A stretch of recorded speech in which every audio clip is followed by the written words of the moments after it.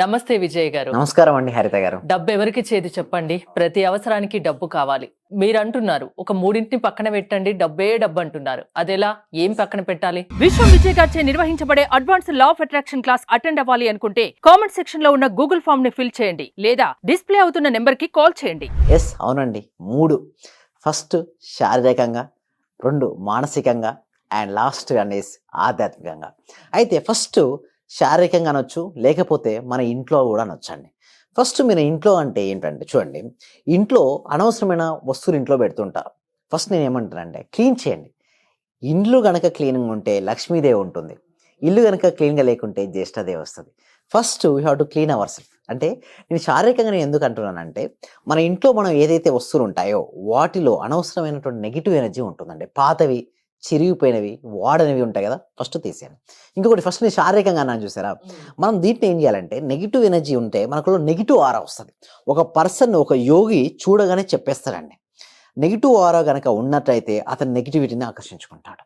ఎట్లా తెలుసు మీరు అనొచ్చు, సార్ ఎలా తెలుస్తుంది నెగిటివ్ ఎనర్జీ ఉన్నట్టుగా? అంటే వాళ్ళు అనుకున్న పనులు జరగవండి. అంటే ఏ వ్యక్తి యొక్క పనులు అనుకున్నట్టు జరుగుతుంటే అతనిలో పాజిటివ్ ఎనర్జీ ఉన్నట్టు.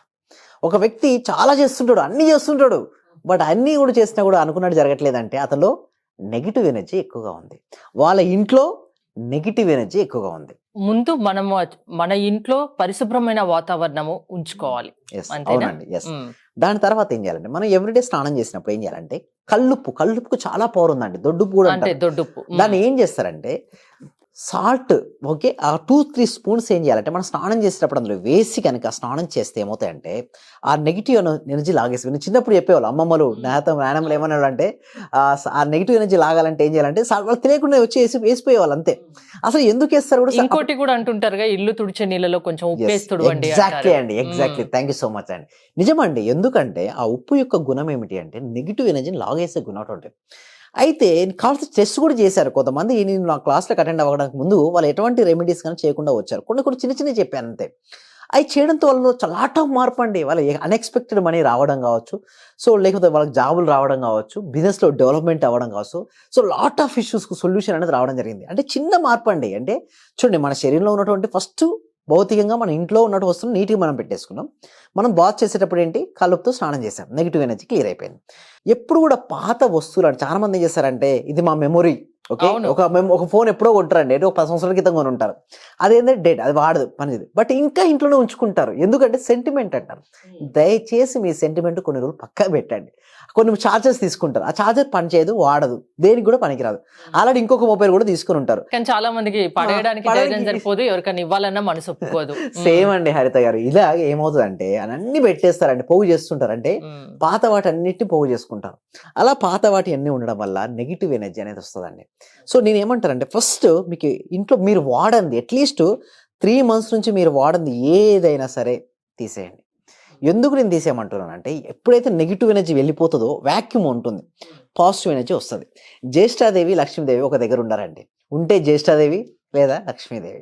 సో మరి లక్ష్మీదేవికి ఆహ్వానం చేయాలంటే ఏంటి, అనవసరమైన నెగిటివ్ ఇంట్లో అన్నీ తీసేయాలంటే ఆ సెంటిమెంట్ అన్ని పక్కన పెట్టి ఫస్ట్ మీరు నీట్గా ఉంచుకోండి. ఇల్లు పాత వస్తువులు, విరిగినవి, చిరిగిపోయినవి, పాత అన్నీ కూడా తీస్తే అప్పుడు ఖాళీగా ఉంటుంది. మీరు అన్నది చూసారా, ఇల్లు తుడిచేటప్పుడు కూడా సాల్ట్ చేయాల్సిందే అండి.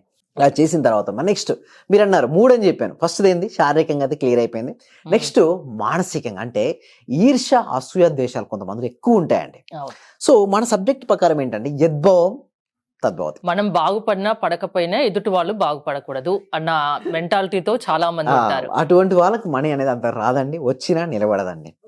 అయితే నేను ఎందుకు నిలబడదు నుంచి క్లారిటీ ఇస్తానండి. ఫస్ట్ ఎందుకు ఈర్ష్య, అసూయ, ద్వేషం ఉంటే ఏమవుతాయంటే డబ్బు సంపాదిస్తున్న వాడి ఎందుకు ఈర్ష్య పుట్టేసి, అతని ఈర్ష్య ఎక్కడ పుట్టింది, వారి మనసులో. మన సబ్జెక్టులో ఏంటి, ఏది ఉంటే అదే వస్తుంది. సో ఈర్ష్య ఉన్న వ్యక్తుల దగ్గరికి మనీ రాదండి. అసూయ పడుతున్నాడు, రగిలిపోతున్నాడు, అరే నాతో పాటు ఉన్నాడు కొలిక్కు, లేదా నాతో పాటు సేమ్ సైజ్, బట్ అతను ఎంత స్కిల్స్తో ఎంత టాలెంట్ ఉందో అది చూడరు. అది ఏం చేయాలి తెలియకుండానే ఈర్ష్య, అసూయ చేస్తుంటారు. డబ్బు సంపాదిస్తున్నాడు, అతను సంపాదిస్తున్నాడు అంటే నీ దగ్గర లేదన్నట్టే కదా. అవును. సో దీనివల్ల కూడా మనీ రాదండి. అంటే మానసికంగా దీన్ని కూడా పక్కన పెట్టాలి.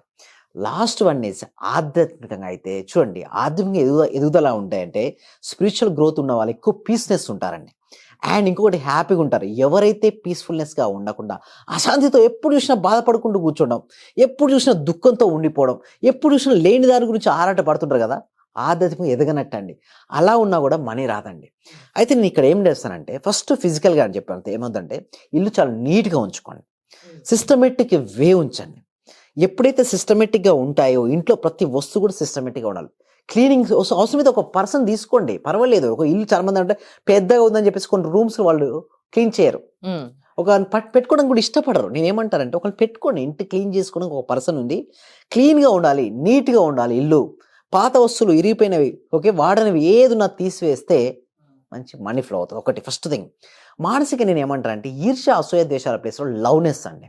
లవ్నెస్ దేనిపై అంటే మనీ ఎవరైతే సంపాదిస్తున్నారో వారు చూసి చాలా హ్యాపీ ఫీల్ అవ్వాలి. కానీ కొంతమంది ఏంటంటే ఇంత సంపాదిస్తున్నాడా, ఇతనికి ఎంత వస్తుంది, అతనికి ఎంత వస్తుంది అట్లా చూస్తారు. కానీ అతను సంపాదించడం వల్ల దేశం అనేది ముందుకెళ్తుంది. చూడండి, ప్రతి ఒక్కరు సంపాదిస్తుండడం వల్ల దేశం కూడా ఆర్థికంగా బలపడుతుంటుంది. సో చాలా హ్యాపీ ఫీల్ అవ్వాలి. నేను ఈ విషయాన్ని నేర్చుకున్నాను, నేను కూడా చేసి నేను కూడా ఇంప్రూవ్ అవుతాను. అలాంటి మైండ్ సెట్ ఉంటే మనీ విల్ ఫ్లోట్ అయ్యో. అలాంటి ప్లేస్లో ఈర్ష్య దేశం వచ్చిందా డౌన్ఫాల్. నెక్స్ట్ ఆధ్యాత్మికంగా చాలా ఇంపార్టెంట్ అండి. నేను ఎందుకు ఈ రెండింటికంటే కూడా నేను స్పిరిచువాలిటీకి ఎందుకు అంత ఇంపార్టెన్స్ ఇస్తానంటే ఆత్మ బలపడింది అనుకోండి ఎవ్రీథింగ్ విల్. అంతెందుకంటే హరిత గారు ఎవరైనా సరే నేను ఎవరైనా అడిగినప్పుడు మీరు ఎవరు అనగానే పేరు చెప్తారు, పలానా పేరు చెప్తారు. నేను ఏమంటారంటే మీ పేరు నేను అడగలేదు అంటాను. మీరు అడుగుతున్న క్వశ్చన్ ఏంటి, మీరు చెప్తున్న ఆన్సర్ ఏంటి, వాట్ యు ఆర్, మీరు ఎవరు, హూ యు ఆర్ అంటే ఏంటంటే మీరు ఎవరు. నేను అడిగింది మీ పేరు కాదు. హూ ఆర్ అంటే నేను ఆత్మస్వరూపుడు. స్పిరిచువల్ చెప్పాలంటే నేను ఒక ఆత్మస్వరూపుణ్ణి. అదే సైంటిఫిక్గా చెప్పాలంటే యువర్ ఎనర్జీ.